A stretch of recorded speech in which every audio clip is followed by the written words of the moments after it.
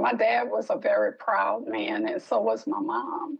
I've been sheltered from discrimination, blatant discrimination, I should say. My parents would block certain things, certain groceries I couldn't go to if I just wanted a popsicle or something. I thought they would be mean, but I know now they were sheltering me from any discomfort or pain or something that might affect my self-esteem.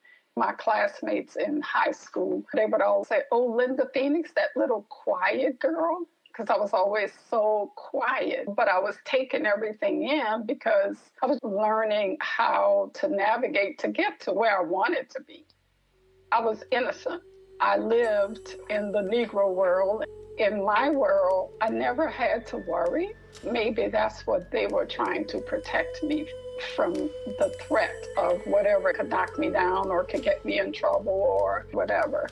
The 431 Exchange presents Exchange Place: How a Small, Struggling School Transformed Civil Rights in New Orleans and the Nation. Exchange Place is the story of a school whose mission was to train mostly African American women the skills they needed to integrate the secretarial offices of the Deep South between 1965 and 72. Those offices were not just segregated. For the most part, they were completely off limits to women of color, and many were fighting to ensure the workplace would stay that way for years or decades to come. The first season of the podcast tells the inspirational biographies of the school's graduates who changed the moral skyline of their city, how they did it, and how the school's teachers and supporters struggled to overcome the massive forces arrayed against them. Episode 6, Linda Phoenix, Overcoming Gravity. An exchange between Linda Phoenix Teamer, Adult Education Center class of 1971, and Jeff Joffre, the youngest son of the center's director, Dr. Alice Joffre. Part 1, Early Life.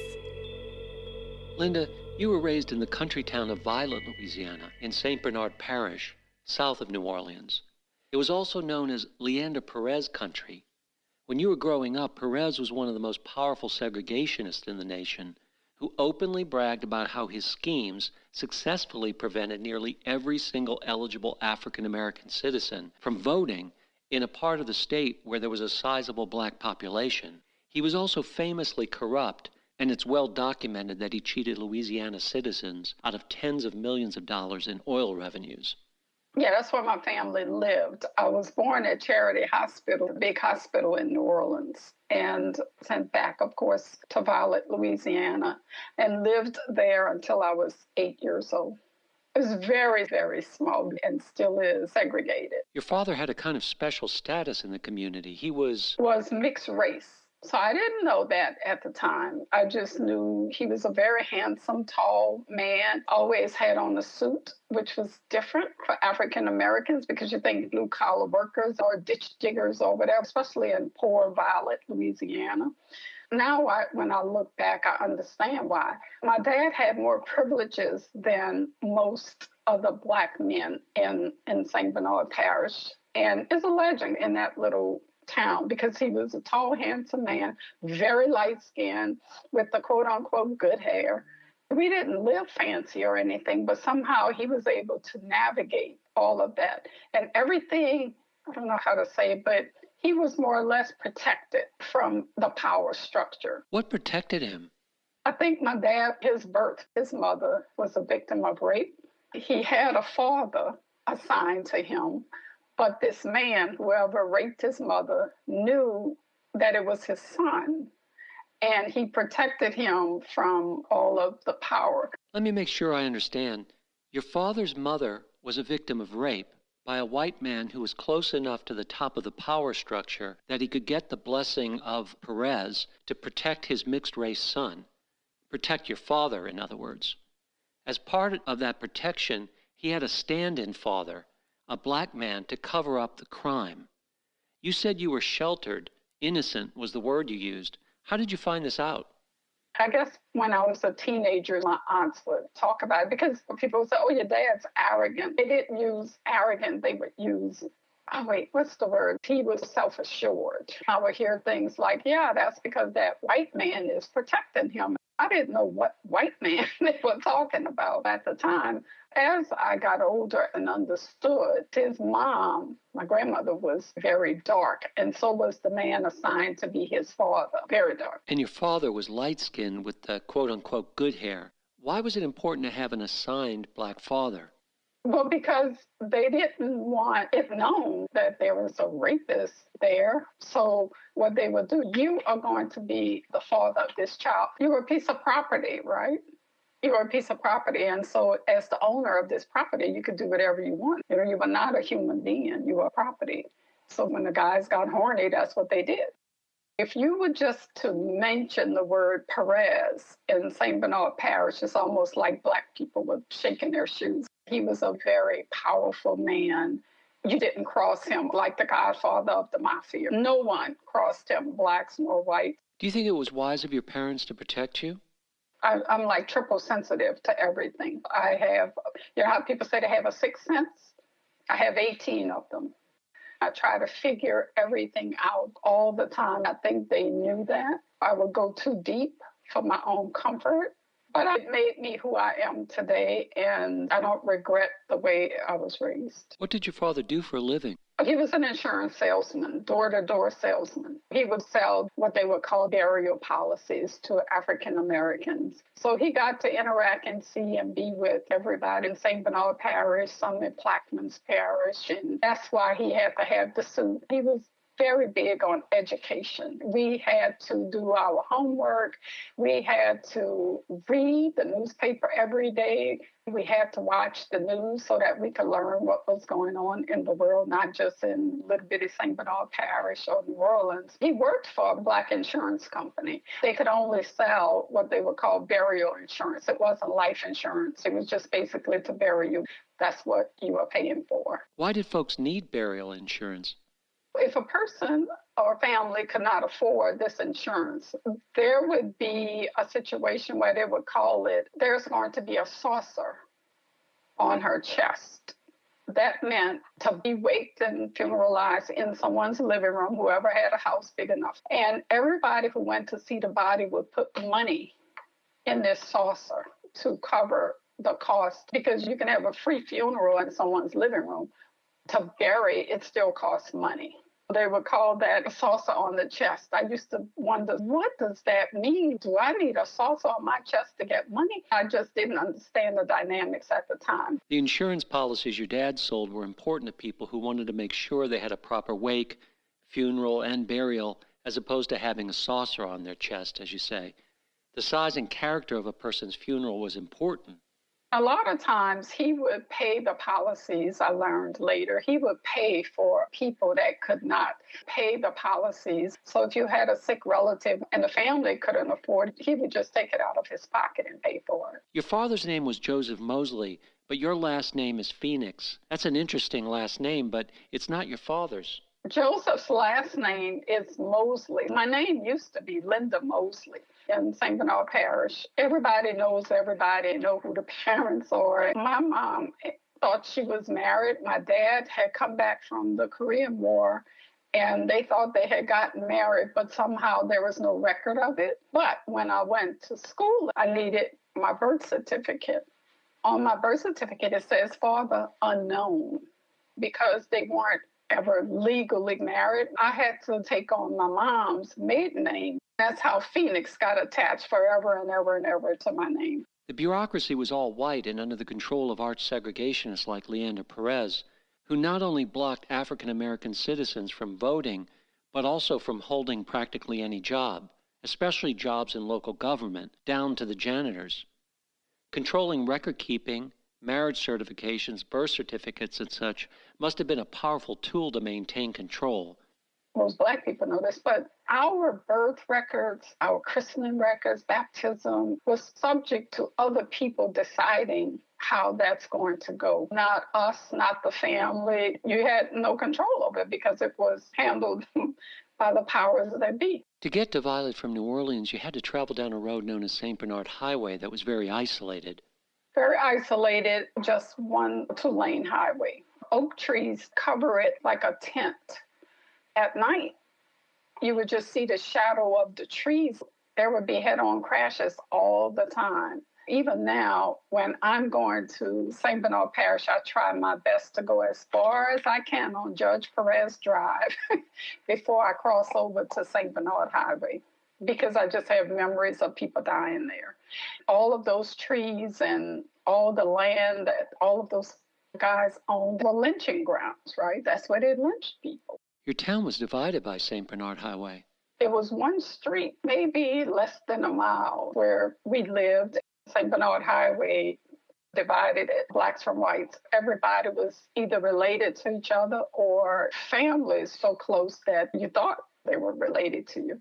Once a year in Goodwill, Louisiana, which is where my grandmother was raised, there's a big family reunion, and it's 2 miles long, and it's on the street. It's like Mardi Gras. Every family are standing in front of their houses with tents and food and drinks. They will wear T-shirts with their family names on it. It's really for the young people to get to know their family members. I still don't know all of my family members. I just think everybody in St. Bernard Parish is related to me. Blood or circumstances or acquaintance, everybody is family. There was only one grocery store close by, and it had a policy that was widespread, at least throughout southern Louisiana, if not beyond. I think you might refer to it as a black tax. They would assign a price. If a loaf of bread was 10 cents for everybody else, it was 20 cents or 30 cents for you. You just paid it. Groceries, even the staples, were marked up for black folks. You also knew to move to the back of the line if a white person was ready to pay, no matter how long you might have been standing there. On one occasion, the wall of protection your parents tried to maintain around you was breached when you went to the local store. My aunt used to comb my hair, and she said, we need some rubber bands, just run to the grocery and get some. And so I did, and when I got back, it was a little, I'll never forget, a little round gold can. In that can, there were condoms. That's what they gave me as a little girl. Well, that just lit my family up. They were so offended. My dad went to talk to somebody, and they actually came to the house that evening to apologize. I don't know if he told his powerful friend I'd been violated in some way, but at the grocery, I remember everybody laughing so much when I purchased it. I didn't know why. Even when I got home, I didn't know exactly what it was, but I knew it was something bad that I should not have. I felt like I had done something wrong. It wasn't until much later I realized what it was. One of my older cousins told me why there was such an uproar. Like, what did I do wrong, you know? You said your dad was a proud man. Your mom was a proud woman, too. My mom was very young when I was born, 17, actually. So my grandmother was almost like co-parenting with my mom and my dad. I was like her child, her daughter. Not just me, but all of her children's children. We all relate to her as a second mother. I know that happens in a lot of African-American or Black families, but in this particular instance, no one did anything without her approval. What school you went to, what church, what dress, what shoe, everybody ran everything by her. What job, should I go work for this person or that person? Because that's basically what you did back then. You worked for a person, not a company. She was just very smart, tall lady. Your grandmother acted as sort of a community leader, settling disputes, sheltering women who were fighting with their spouses, a voice of calm when people were troubled, fiercely independent. You had never seen her angry or frustrated until she got sick and had to depend on others as others had depended on her. She wasn't comfortable in that role of having to be taken care of. She was diagnosed with a fatal genetic disease. Blood cancer is what they called it at the time, which has gone down our family line. Our oldest daughter's children, we've lost 2 of them to what they're calling now multiple myeloma. We rallied the troops, everybody, all of our grandchildren, children, neighbors, church members, everyone was assigned a duty. When she became an invalid and couldn't actually get up, my job was to sleep with her at night. One of my aunts would give her the Camay soap bath, and that's all I remember smelling is the Camay soap when I was in bed with her. I had to be alert and aware of her every movement all the time. We would listen to Negro spirituals on the radio all night, all day, all night. That's all that was on the radio. Even today, people, will say, yeah, I remember Miss Rena.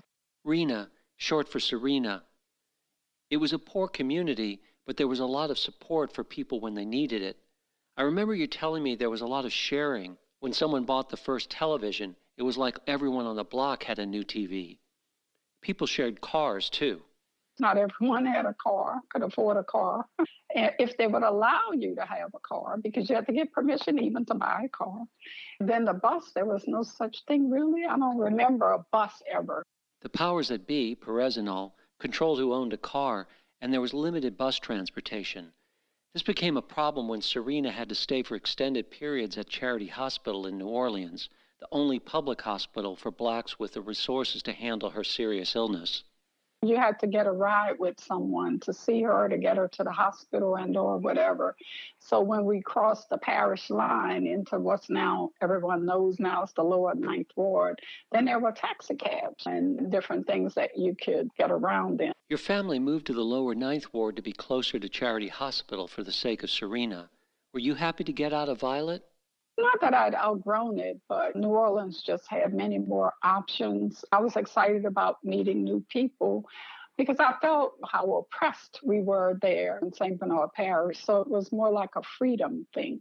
Even though we moved, my dad still worked there. It was still home there. It was just my mom, her sisters, and her nieces. We all lived in the same community, renting places in the lower Ninth Ward, and all of us had to go to school, of course.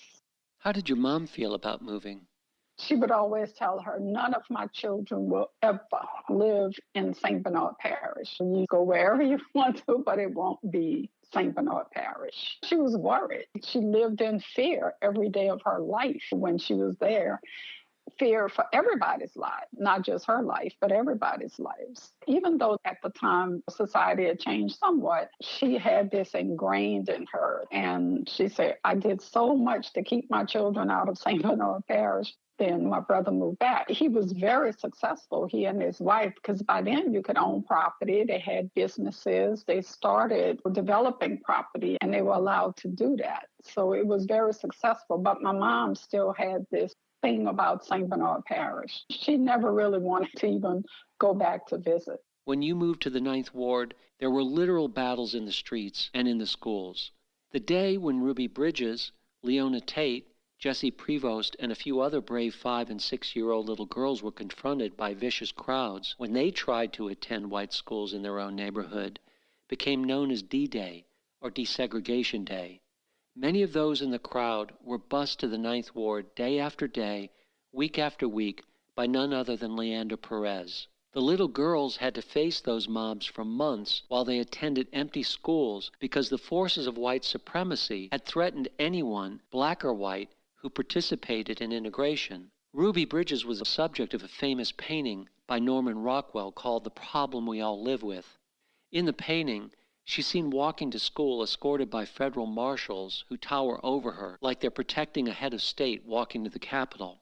I think the title of Rockwell's painting refers to the problem of hatred we all live with, especially when it's used by people like Perez for their own benefit and made possible by America's deeply embedded caste-based institutions. The author John Steinbeck documented that hatred in his book, Travels with Charlie.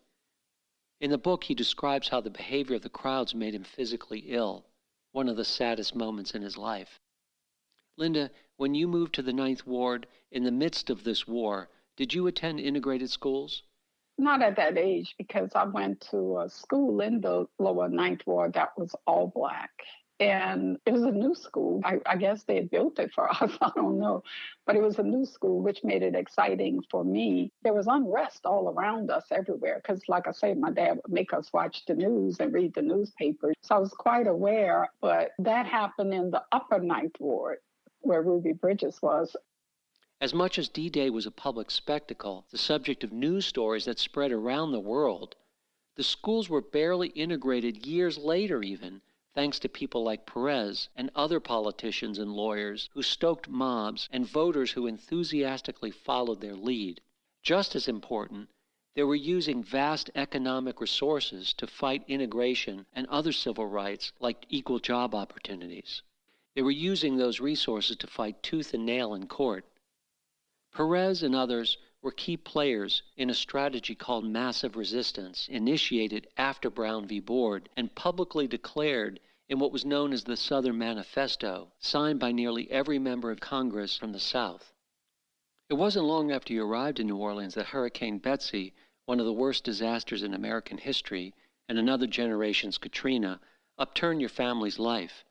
Ironically, you were living on Flood Street in the lower Ninth Ward. We lived on Flood Street, and everything was flooded after Hurricane Betsy. We left that night because my grandmother was so sick, and she lived with us. And we knew that if there was a bad hurricane, we wouldn't be able to get her to the hospital if needed. We left and went to my aunt's house, who lived on Orleans Avenue. My aunt's house was like our evacuation station. My mom, another one of her sisters, some cousins, a lot of people were there at her house. So we actually watched the hurricane through the windows and praying. Then when the flood happened, everybody went to the municipal auditorium because that's where a lot of people evacuated after the water started coming. I remember walking around the municipal auditorium looking for family members. At the time, there were no cell phones. Of course, no landlines were operating during that time. So all we did was walk around and look for anybody we thought might be our family. One day I was with my family members and we walked to the top of the St. Claude Bridge. You could see this sea of water. I actually saw one of my aunts have a nervous breakdown when she saw all the water. Her eyes just started going back and forth, and she had to be hospitalized for a nervous breakdown. That's how traumatic it was for her to see. As a young teenager, it must have been traumatic for you too, not to mention the fact your education was disrupted. All the schools in the Ninth Ward were flooded. I had to transfer to Andrew J. Bell School because by then I was in 7th or 8th grade. I remember being so upset because school had just started. My dad had gotten me all these really pretty clothes out of the Spiegel catalog.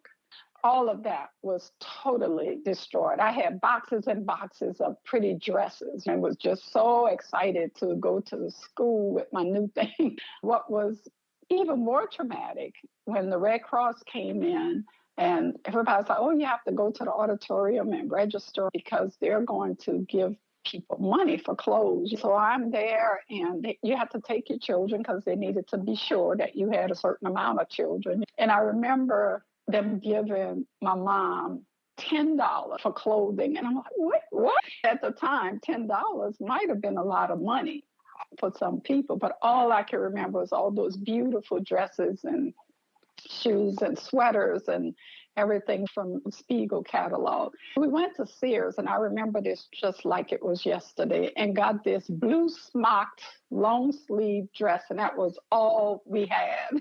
I don't even know if my brothers, got clothing money, but I remember that dress from Sears that I had to wear almost every other day because we didn't have anything else.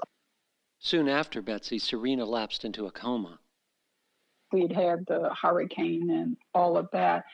She was sick for a total of probably 5 or more years. But every time she would go to the hospital, she would come back home.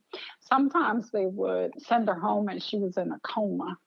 They would see how many people would go to see her in the hospital and take turns spending the night with her. The doctor told my mom and my aunt, when people are in a coma, they can still hear you. So we set up like a hospital bed in the living room. And we would all go talk to her, lie down on her, rub her hand or head because she was still breathing. Then when she came out of the coma, I'll never forget, my mom was trying to learn to cook. And she was cooking some beans because, that's what we ate, some beans or whatever. And the first thing out of her mouth was, Marguerite, you need to put more garlic in those beans. And everybody went into shock because there she was back. She told us that she could hear everything that was going on, but she just couldn't speak. When she went into the hospital and then didn't return, it was a shock, even though everyone knew she was gravely ill. Every time she would go to the hospital, she would come home. The fact that she didn't this one time, that was devastating. It must have been quite a funeral. No saucer on the chest for Serena. Her brother was the pastor of a church in St. Bernard Parish, and so it was a big funeral. Your brothers were younger than you, so they were coming of age just when desegregation really started to finally happen. Ironically, or maybe I should say typically, it was black students who bore the brunt of integrating schools. Like Ruby Bridges, they were sent to mostly white schools with mostly white teachers and faced a lot of resentment along the way. Were your brothers harassed or bullied at school by other students? Yes, harassed. Not just by the kids, the teachers, policemen, whatever. If they saw you going in, they would intimidate them. What are you doing here? You shouldn't be here. There was always a legal force somewhere around to remind you you were violating something. It was pretty bad. There was a ray of light. Your brother's principal at Francis T. Nichols was a man named Mr. Costanza, who showed a lot of empathy, even to the point of walking them home day after day to protect them from being harassed.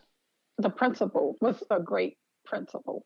He tried very hard to keep all of the black kids safe and educated. He was the leader of the school, and I'm sure, I don't know for a fact, but I'm sure he fired a lot of the teachers, coaches, and or whatever. He got to be like a family member because one of my brothers was very rebellious. He would hold up a sign on strike in class because he felt oppressed, and Mr. Costanza wouldn't allow him to get kicked out. He would come and talk to my mom, and he got to be like a family member to us because he was at our house all the time.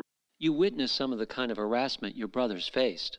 My dad had gotten them a purple convertible Mustang. I was the oldest. I still had to take the bus, but the boys had a car. We lived maybe 4 blocks, but they wanted to drive to school. So they were driving this car, and I'm standing at the bus stop, and I see the police stop them and asked for their registration papers. It was 2 young cops. Where's your driver's license? So my brother pulls out his driver's license. He throws the driver's license down the drain. He said, I don't see a driver's license. Is this car stolen? Do you have registration? So my brothers were terrified because they didn't know what was going to happen. He looked at the registration papers, tore it up, and said, I don't see a registration paper. And he said to the other guy, what should we do with this? In the neighborhood, neighbors would sit outside. So just so happened this one neighbor, a white man, walked down his steps because he was sitting on the porch. He said, I saw you throw the license down the drain and I saw you tear up the registration papers. So you might want to leave this alone because I'm a witness. And he was real tall, and I don't know his name or anything, but he protected them. Guys, so go ahead and drive this car the rest of the way to school, but now you're going to have to get a driver's license and more registration papers. That's what we had to do. I was right there, and I didn't know what I was going to do, but I was not going to allow them to harm my brothers. I felt very protected. In contrast to your younger brothers, you had a great time in a mostly segregated, majority black high school. Oh, yeah. I had a great time in high school. What made it so great was that I knew I was on my way to becoming an adult. I would be in charge of my life. I didn't want anybody to ever tell me what to do again. In our family, I don't know, maybe other people's too. When you turn 18, you're on your own. You make all your own decisions. You provide for yourself. You're not kicked out of the house, but you are assumed to be an adult. And so I was on my way there trying to make it all happen, knowing I needed to be educated in order to make anything happen. You had an active social life that made your high school experience enjoyable. We had lots of sports at my high school, and I went to every single game of every single sport. If it was in the evening, my cousins would take me, then I would have to wait for them to either pick me up, meet them at the bus stop. They say, she's so smart and so quiet. People were really surprised that I liked to party because I was so quiet. I didn't say much, but I loved to party. I wasn't drinking. I wasn't doing the marijuana or any of that stuff. I just liked to dance and the social activities that were there. I had a blast. I had a wonderful time. At high school, you were on your way to independence, but your parents would still be setting your boundaries at least until you were 18. For instance, you were always under the eye of a chaperone when you weren't in school. I always had to have a chaperone. I have hundreds of cousins. If the school had a sock hop, a dance, or any activity after school or in the evening, one of my male cousins would have to be my quote unquote date. That didn't go so well because they were looking at the other girls. They didn't care what I did once they were there. But I always had to have a chaperone. I couldn't take a bus at night by myself. I didn't have a car. That was the thing I wanted more than anything in the world was an automobile, so I could move and get around. In high school, you had high expectations for your future. In fact, you wanted to become an astronaut. I had the comfort of being very close to my teachers, my principal. The only person I fault for not being an astronaut is my high school counselor. You would go in and have a session with her. Where are you on your track to whatever it is you want to do? I would say, I want to be an astronaut. She said, little girl, you are going to be either a teacher, a nurse, or a secretary. Get that out of your head about being an astronaut because, first of all, you're African-American, Black woman. Second of all, you're female. Like, that's just not going to jive. She thought I was interested in becoming a nurse because the sciences that was connected to that field. I was determined that I was not going to be a nurse because I had helped nurse my grandmother. And I thought it was just too emotional. I get too emotionally attached. And I knew that wouldn't work for me because I would be a basket case every day. I didn't want to be a nurse. I did not want to be a teacher. Then we got into the business aspect. You had a teacher who encouraged your writing. She was one of the Caucasian teachers. Mrs. Barak was her name. I was a very good English and literature student. I would excel at writing articles. She encouraged me to think about maybe getting a degree in literature. I thought, well, no, I don't want to read about Shakespeare anymore. I'm done with him. But when she said it's secretarial, I said, maybe I'll do that. You didn't stop thinking about other possibilities, though. I had these high expectations, and the secretary was like a step down for me because of my aspirations. As a matter of fact, another adult education center student, Pam Cole, and I were really good friends in high school. When I thought I couldn't be an astronaut, she said, maybe we can go and be airline stewardesses. I said, oh, yeah, we could do that. I'm getting close. And once I get there, maybe I can reach the stars. In the magazines, there would be advertisements for airline stewardess training schools. I thought, I'm not going to go to college. I'm going to go to this airline training school. But the flight training school was more expensive than college. Pam and I both had applied, and it was on the West Coast. I think TWA at the time had these classes, but it was expensive. We actually could not afford it. When it fell through, my mom was like, you have two options. You either go to college or go to jail. You're going to do something. She said it in that way. I thought, do parents have a button you just press and call the police and they come take your children to jail? I knew I wouldn't commit any crimes. It was just like, you go to jail or you go to college. Part 2, the Adult Education Center. After high school, I enrolled at Louisiana State University at New Orleans.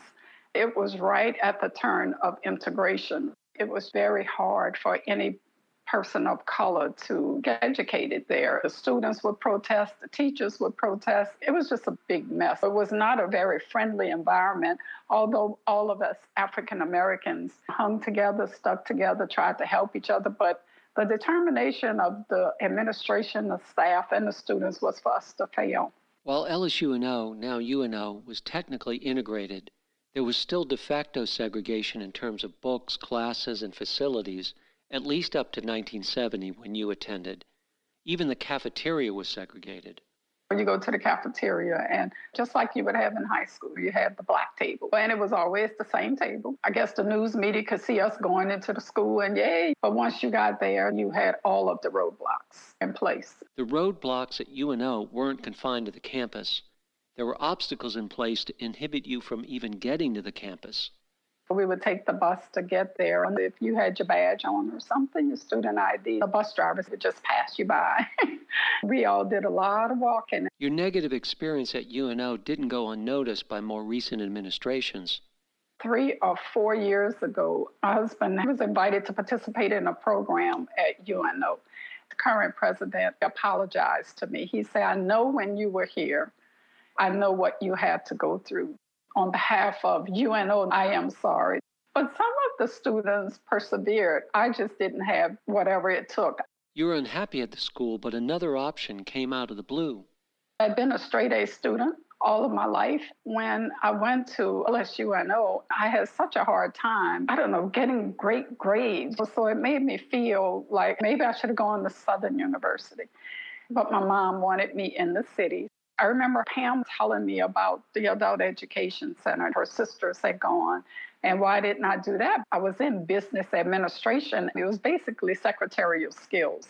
She said, you can get this in a shorter period of time, get a job. Everybody just wanted to earn money. So that's how I ended up at the Adult Education Center. The financial pros and cons of LSUNO versus the center contributed to your decision. At UNO, you had to pay tuition, although it was minimum. It was a lot for us, for my family, for me. Pam told me that you would get a little stipend and the school was free. And then you would almost be guaranteed a job, which was just perfect for me. At that point, you could also get tuition paid in the form of a loan from private business colleges like Meadows Drawn. Did you consider those? I always thought they were ripoffs. I don't know why, where I got that from, if I read about it, heard about it, or whatever. But you would give them your money, but then you wouldn't be guaranteed a job. That just wasn't an option for me. There were a lot of students that had gone to straight business school. It was almost like an elite type situation. There, you would get jobs, but it would be with the African-American business people, the funeral homes, insurance companies. Compared to your dreams of going to flight school, was the Adult Education Center a letdown? I was so happy. It was like this came out of nowhere, and it was the best thing that ever happened to me. What were the most valuable skills you learned during the program? I excelled in shorthand. Years later, even though I didn't have to use it, I would continue to practice it. So I excelled with shorthand and typing. But what I learned that has taken me through life is professionalism. At the Adult Education Center, we had image consulting before there was such a thing. Hair, makeup, hosieries, just the whole 9 yards. I've always been very conscientious of my presentation, what I present to people in my dress and my demeanor. We learned that in speech and, of course, writing skills. Everything we did at that school would apply today. It really would. Every aspect of it, would still apply. I did well there. Why do you think you did so well there as opposed to UNO? We were challenged. We were a family. We promoted and supported each other. If someone was having a hard time, we took care of each other. Some of us were more fortunate than others, and we would share. And it was integrated. You mentioned image consulting. Did you mean the class called Personal Dynamics that some of the ladies called Dress for Success or Charm class? Personal Dynamics, that's right. It taught you how to keep your nylons up so it wouldn't sag. At the time, you had girdles and all the other foundation. It would just open your eyes and have more awareness about your appearance, your nails, everything. And so it was almost fun, whereas the other classes, you were head down, just work and get it done and try to get up to 100 words a minute, typing or whatever. That class addressed intensely personal topics. Did it make some women feel uncomfortable?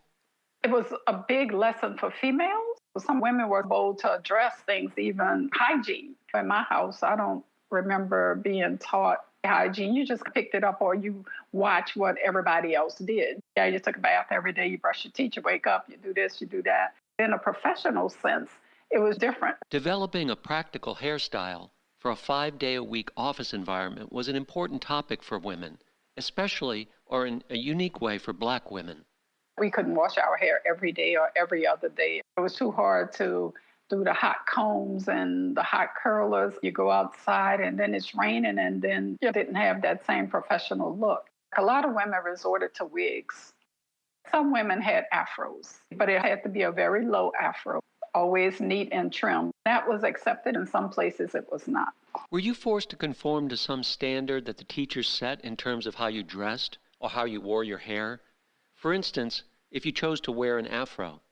No, oh no, just however you were. They would look beyond that if you had the skills and the professionalism. The businessmen that would recruit from the Adult Education Center had an awareness of all of this already because they would come to the school and look around and chat with us. Linda, were there role models you could look to as far as other African American women in business, even via the media or pop culture?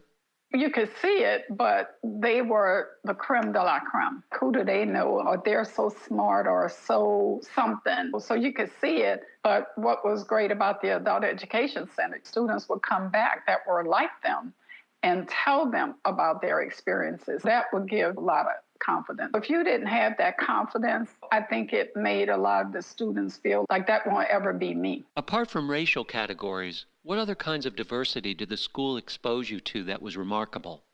There were single moms because the shotgun wedding was for whites and blacks. And we're so Catholic here. What benefits do you think your fellow white students gained from experiencing what was for its time a unique integrated setting? I'm sure it was beneficial to the white students to interact with us because then we weren't monsters. We were just people trying to do and achieve the same things that they were. Apart from Mrs. Barak in high school, you hadn't had another close interaction with white teachers. What struck you about the teachers at the center, both black and white? They were all determined to make us succeed, which was refreshing, especially coming from UNO. We know the white businessmen you interacted with benefited too in terms of tapping into a new market for talent at a time when demand exceeded supply. And probably gave them a sense of pride that they were on the outside of everything else that was going on, which was pretty brave at that time. I think about the civil rights movement. It could not have been successful without white males. Those were the ones that were fighting for us. Martin Luther King couldn't do what he did without the support of Jewish people or whatever, some Caucasians. So that was pretty brave of them to step outside of the norm for their world. White businessmen participated in classes that helped hone your interview skills. Yes, there were speakers. We would have a class, and if it was interview skills or whatever, they would come and talk to us about it. The mock interviews gave you a chance to interview with potential employers, as well as getting input on how you presented yourself. Yes, we practiced interviewing with each other, with the instructors, even to the point of crossing your legs at your ankles and sitting up straight. We had a boatload of information and scenarios. Suppose the interviewer asked you this, what would your response be? Once you were ready to go out for live interviews, did you feel a sense of competition with your fellow students? I didn't feel competition. We always tried to help each other. We wanted each other to succeed. If someone else had gotten a job, they would tell you about the culture of the organization. So it wasn't competitive. We were excited if anybody was awarded a job. By the time you were ready to graduate, did you feel confident you were going to get a meaningful job? Confident. Yeah, without a doubt, yes. I didn't know where, but I knew that one would happen. You were part of the later classes, so you didn't have the anxiety about getting a job that Alice reported amongst the first 2 or 3 classes of students. In the first program, some of the students felt like they were going to miss out as they heard one fellow student after another getting hired. Alice felt that anxiety too. She and Mr. Coleman wanted to make sure every student was hired for a job that met their expectations. In fact, they guaranteed the students would get good jobs if they put in the work.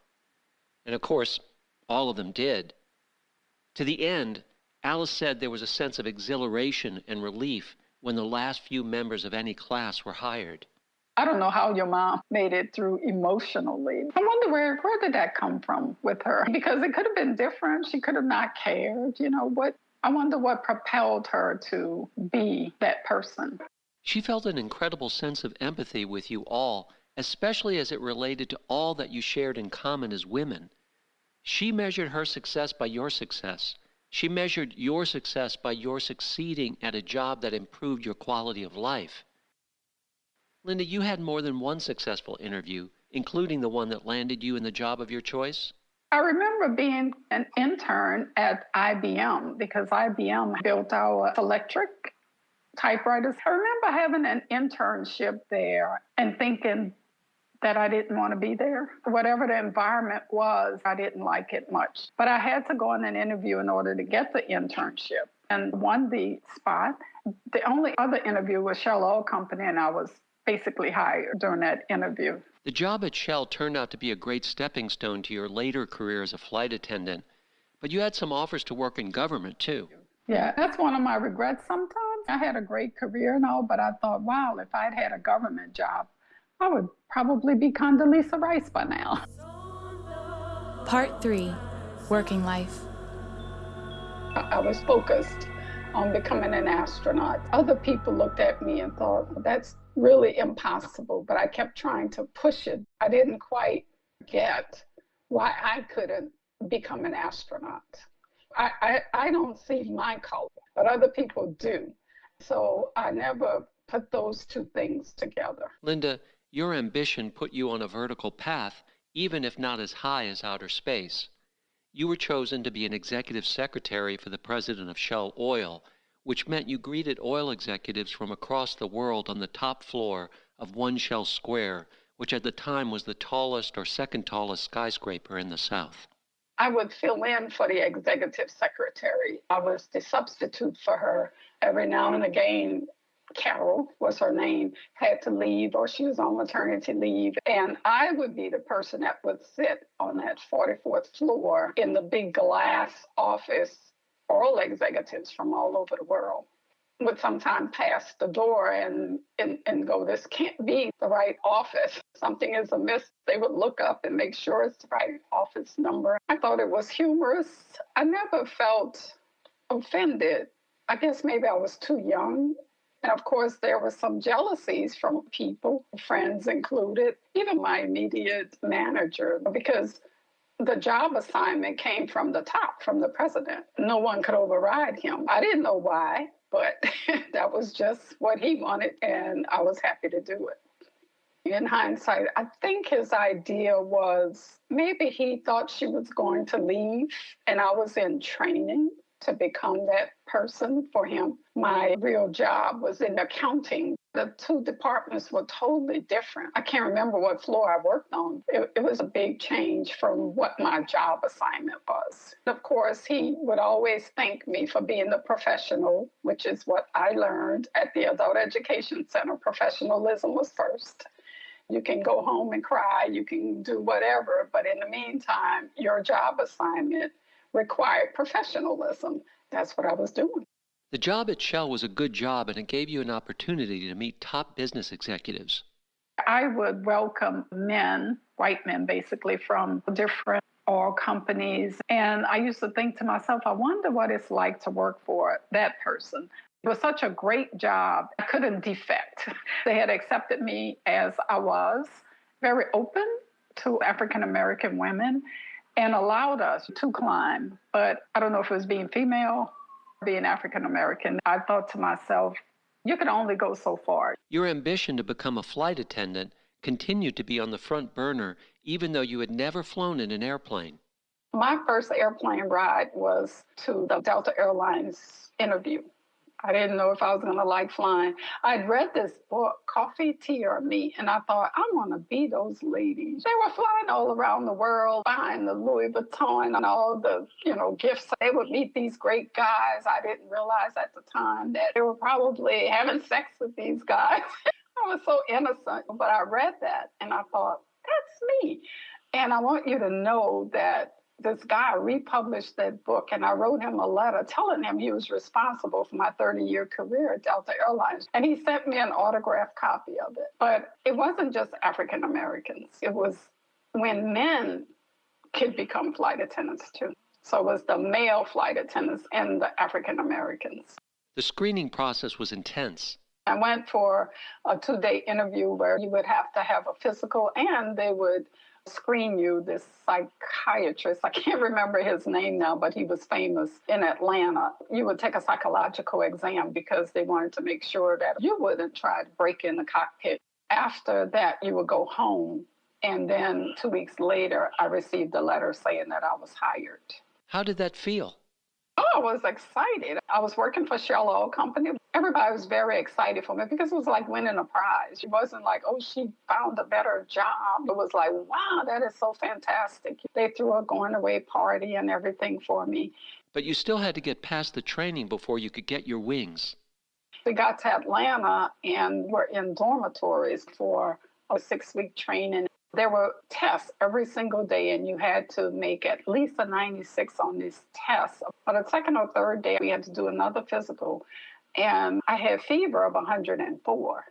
I had the flu that was going into pneumonia, but I didn't feel bad. I just had this fever, and I was tired, but I thought it was because I'd done so much to get to Atlanta.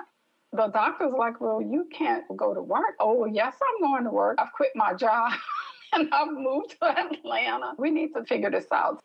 The doctor told me to go get in bed or go back home and come back. You won't lose your place here, but you can come back in about a month.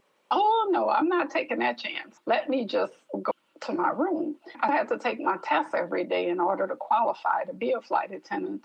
So the instructors would come to my room and give me the test, and my roommate and other flight attendants would study orally so that I could hear everything that was going on, so that I could learn without having to go to class and then take the tests. I had these two little ladies who were room mothers, Mrs. Upchurch, and I've forgotten the other lady's name. But they would stay in the room with me. They were so supportive. My mom was stroking out because I was in a foreign place and I was sick and I was by myself. But they did an absolutely great job of taking care of me. So I managed and I kept my seniority. What you learned was that seniority rules everything. Had I gone back home, I would have been a month behind my classmates. That meant that I wouldn't have the bidding priority because that's how we would bid for trips based on your seniority. At one point, you thought you were going to die. You even dressed up to die. I did. I dressed up to die. I washed my hair. I curled my hair. I put on a nice nightgown. I got in bed so that they wouldn't discover me and I would look like anything. I dressed up to die. It was something, but I'm so glad that I stayed and everything worked out. They eliminated half your class before it was over. They were eliminating flight attendants every day. I would say we started our class with about 200 flight attendants. At the time, they really started hiring a lot of people because all of a sudden the airlines were blowing up. We ended up with probably less than 100 out of those 200 that were in the original class. If you didn't make a 96, you were gone. They give you a ticket and you go back home. And that's just how it was. Seniority was so important, it occupied your fever hallucinations. During my hallucinating, I kept dreaming because you picked a number in your class, your rank. And I kept dreaming about this number 15. And I kept telling them, I know I'm going to pull number 15 out of this hat because that's what I've been dreaming about. And sure enough, I pulled number 15. Your seniority allowed you to choose New Orleans as a home base so you could be close to your family. You get assigned a city, a base station. New Orleans had about 17 openings for flight attendants. My seniority allowed me to come back home. And with that, some of the other flight attendants, I brought about 10 other African-American flight attendants to New Orleans. In New York, we'd need 8 roommates to be able to live there. New Orleans was a metropolitan city, and everybody loved New Orleans, so everybody wanted to come to New Orleans. Your job allowed you to travel regularly to places you had dreamed about, like Los Angeles. Was it everything you imagined? It was so fabulous. I've always loved the West Coast, San Francisco, San Diego. I said God used to live in San Diego because the weather is always so perfect. We would leave Los Angeles the next day after great Mexican food and whatever else, then go nonstop to New York City and stay in Midtown, shop, eat Broadway shows, the Apollo. That was one of my favorite rotations, as we call it. When you're flying, you're rotating from home to different cities and back. It was fabulous. Was there novelty in being amongst the first Black flight attendants? It was a big deal to see an African-American flight attendant on the airplane and off. They'd see you in your uniform. It was like you became a star of some sort. It was like you're famous. Even to this day, there have been cases of discrimination against black women in their hairstyles in the workplace. How did you wear your hair?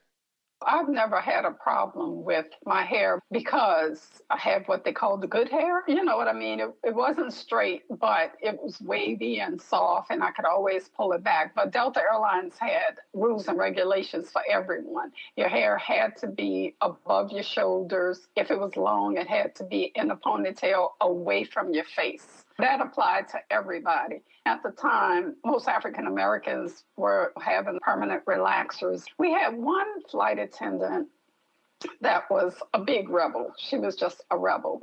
And we called her Mother Earth because she was into all natural everything, food, before it was even a thing. She did not want to wear polyester. She did not want to wear nylons on her legs. She fought and fought. She, too, wanted her hair curly. She didn't want to put chemicals anywhere near her body.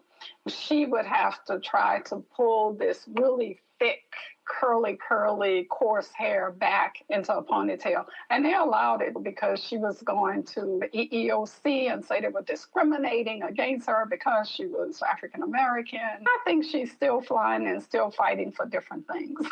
She stood up for herself with the help of the EEOC, the Equal Employment Opportunity Commission, that was established as part of the Civil Rights Act of 1964. Linda, you became an unwed mother by choice at a time when pregnancy was considered a disability.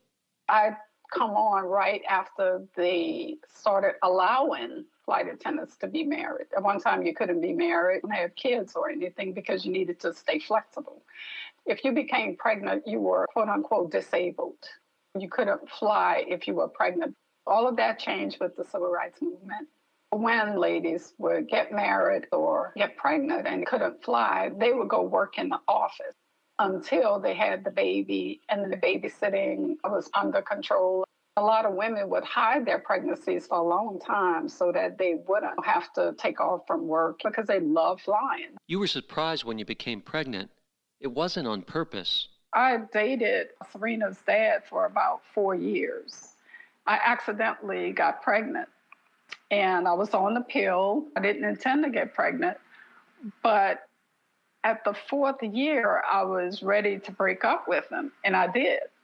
And then after we broke up, I realized I was pregnant because I had an unusual pregnancy in that I didn't have the normal signs that a female would have. I remember just feeling bad and going to the doctor and her telling me. I didn't want to tell Serena's dad because I knew he would want to get back together and get married. I didn't want to get married, but I always wanted children. I just didn't want to get married. You named your daughter Serena after your grandmother. Why didn't you want to get married? I'd seen my mom, my aunts, and everything had to answer to their husbands and boyfriends and common law husbands or whatever. I never wanted to be in that position. They're really smart women and probably would have excelled at anything they tried. But they had to abide by whatever rules, laws, and expectations put on them because these men were providing not just for them, but for their children. You equated single motherhood with freedom. I don't want to insult anybody, but when a woman has a baby, it's more her child than it is the man's. I always felt like they had an option. They could walk away. But moms seldom, rarely, or ever walk away from their kids unless they had some kind of mental or emotional problem. So I didn't ever want that. I wanted my freedom when it wasn't even popular to be free. And independence. Independence, yeah. That's fair to say. Also earning my own money so I wouldn't be dependent on anybody, not just a man, but on anybody for any reason. You waited a while to tell Lloyd, Serena's father. It was after you had the baby. It took me at least 2 or 3 months to let him know because my mom encouraged me to let him know. By then, I was about 34 years old. Did you have regrets about not getting married to Lloyd? No, that was the best life, to be single and have a baby. Some of my flight attendant friends who were traditionally married at a certain age and you had baby would sometimes ask me, oh my God, Linda, how do you do it without a husband? I say, my question to you is, how do you do it with a husband? I just have to fend for Serena and I. I don't have to think if he were to get sick or if something happened in his side of the family, I could just focus on me and my baby. That's basically what I did. To me, that was the best world. Later on, some of them came around and said, you're exactly right, once they were divorced. Your mom must have been upset since you were unmarried and having a baby. Oh, my mom was so worried that I wouldn't have a baby. It was a big celebration for me to be pregnant, married or unmarried. By then, I purchased a home. I was financially stable, so nothing was going to change. I had a job with a company that supported women 100%. With pregnancy, I could take a whole year off and I got paid. I had the best of all worlds, and I liked it. How did Lloyd react when you finally told him?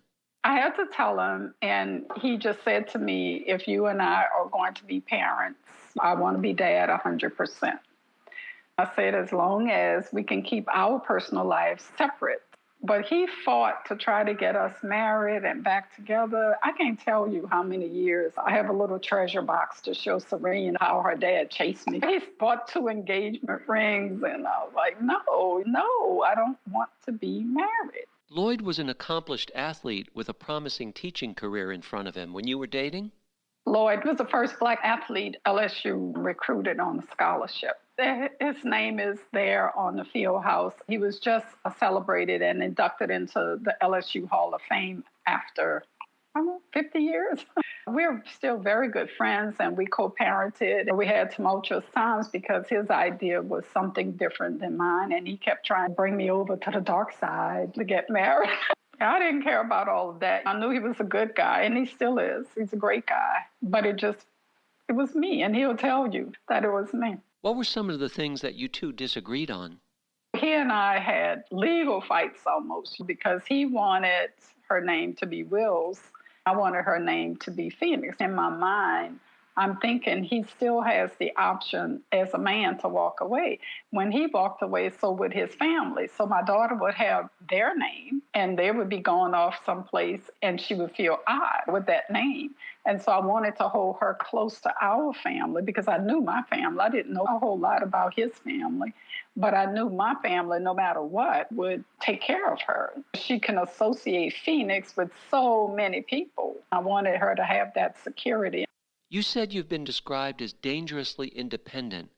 Is your stance regarding Serena's name and single motherhood an example of that? My dangerously independent spirit.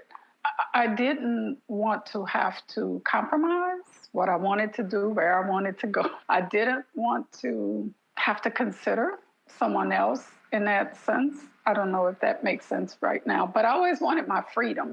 After more than 20 years on the job, you felt you were treated unfairly by Delta over one incident, and that led to your becoming an advocate for the union.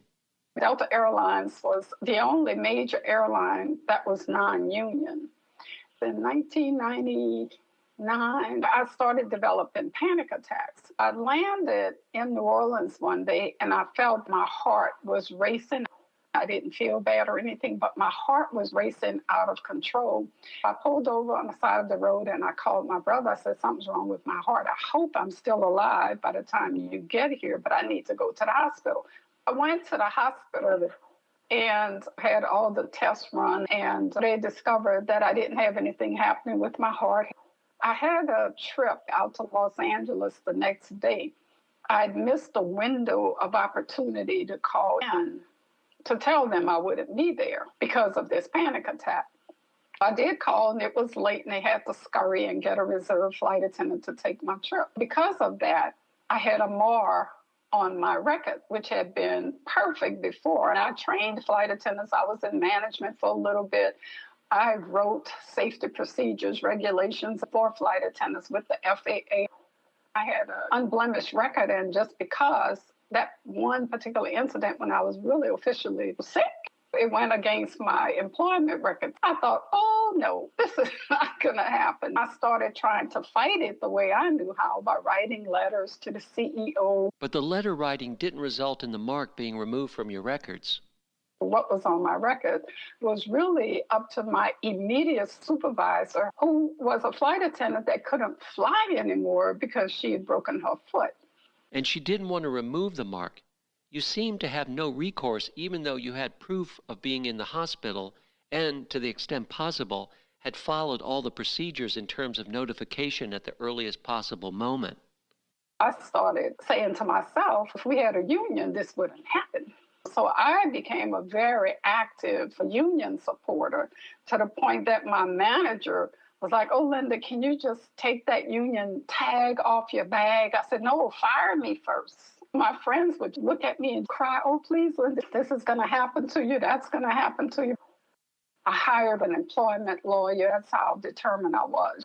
My biggest supporters were the pilots. They would tell me, just keep doing it because they have always been unionized. Those were my biggest supporters and promoters. Ultimately, you hit a brick wall in your organizing. Yeah, I did. I hit a brick wall with the flight attendants.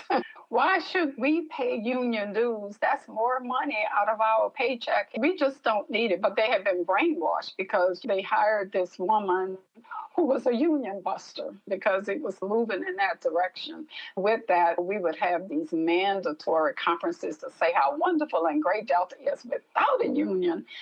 And if you had a union, this might happen. Your salaries would be controlled by this organization and not by us that love you so much. So I hit the brick wall with the flight attendants. And I think a lot of them now wished that we had that, Especially older flight attendants who had comparable seniority.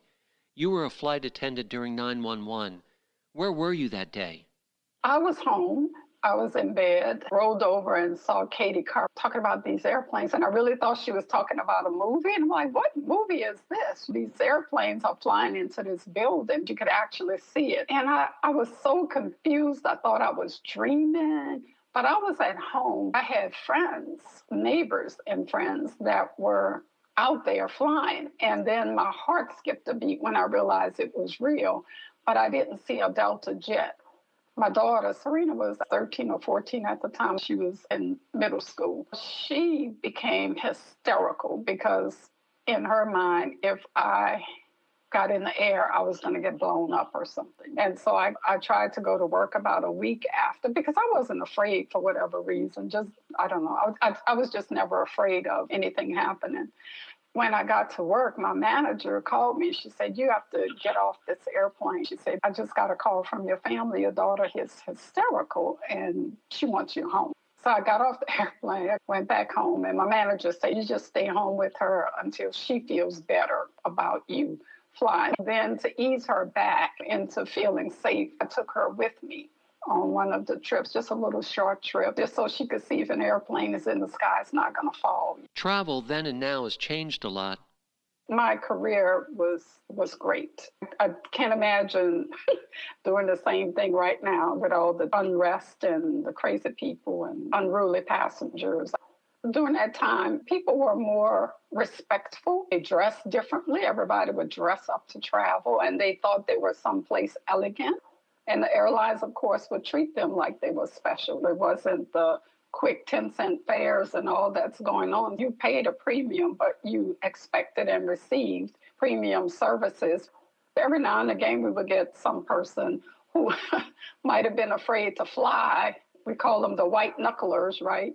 Just squeezing everything and everybody. And every time somebody sneezed, they would scream or something. Hurricane Katrina had an impact on your career? I didn't intend to retire when I did, but I showed up from work one day after Hurricane Katrina. We were living in Atlanta. I was commuting. I said, I need to go back to work. I need to fly. I walked in and I had my uniform on, and you had to sign in to let them know you were there. Right next to the sign-in sheet was some papers because Delta at the time was in bankruptcy. They were trying to get people to retire or whatever. And so I picked up the paper and I looked at it and I started filling it out. So the woman who we call the desk supervisor, what are you doing? I said, I don't want to fly anymore. I'm leaving. I'm not going to fly this trip even. And she said, wait, what do you mean? And I said, no, I'm serious. So I continued to, fill it out. I had no thoughts about doing it before I got to that moment. It was right after Katrina. I was overwhelmed. I was tired. I was sad. I quit. And my manager said, no, you can retire. We'll make sure you get a pension. I quit my job when I was the only one that still had a job because my entire family was homeless and jobless after Katrina. So I just call it divine intervention that allowed me to be able to do that. And I've never looked back, and I've never been sorry, not one single day. Part 4, Today and the Future. I started flying when I was 23 years old, and I had in my mind that I would retire at 52 because that was so old, and because that was the earliest you could retire. We had so many mature, as they like to be called, flight attendants in their 70s and 80s. And I would go, oh my God, don't you have a life? Why don't you go home and take a nap or something? Like, why do you want to continue flying? What I learned is flying was who they were, not what they did for a living. When you least expected it, you met a prominent New Orleans civic leader, Charles Teamer, and the two of you formed a deep attachment. Hurricane Katrina retired me. My entire family was jobless, homeless. We all were living in Atlanta at the time. I was dating another guy. We would go out from time to time. He was an airline pilot. We used to see each other regularly. But I knew I was never going to marry him, and he was happy about that because he had been married before, and he knew I had no interest. So I went to this party with him. It was a boulet party, one of those highfalutin parties for Black businessmen. I told my friend before we got to the party, I said, please don't let anybody know that I'm from New Orleans because I don't want to have to talk about Hurricane Katrina because I'm going to cry. Because, I cried every day for months after Katrina. It just so happened Charles was the keynote speaker there. And the first thing, he got up at this big formal thing and says, does everybody know there was a little thing called Hurricane Katrina? And I was trying to hold it in, but then I just started crying. So my friend was like, I thought you didn't want anybody to know that you're from New Orleans, But here I was crying and trying not to, of course. Then the conversation got to be about, oh, poor thing, you're from New Orleans. I didn't want the sadness. I wanted to have a good time. So after Charles made a speech, he realized there I was crying. He said, oh, I'm sorry. They told me what happened. And that was it. But nothing really developed from that first meeting. At the time, I was commuting back and forth between Atlanta and New Orleans because I lived in Atlanta, but we had to come back and forth. My brother was rebuilding his house, both brothers. We were trying to get my mom home established and the whole family basically trying to clean up after Katrina. I would see Charles back and forth on the airplane and just wave because we were familiar. Then one day we were on the same flight and the flight canceled. And he came over and he sat next to me. He said, are you still crying in public as much as you used to? And I said, I am. He said, well, I have a whole lot more to cry about than you do, but I just don't do it in public. He said, you want to go have a cup of coffee? So we started talking at a coffee shop. I learned that he had lost his wife in 2004. Hurricane Katrina was 2005.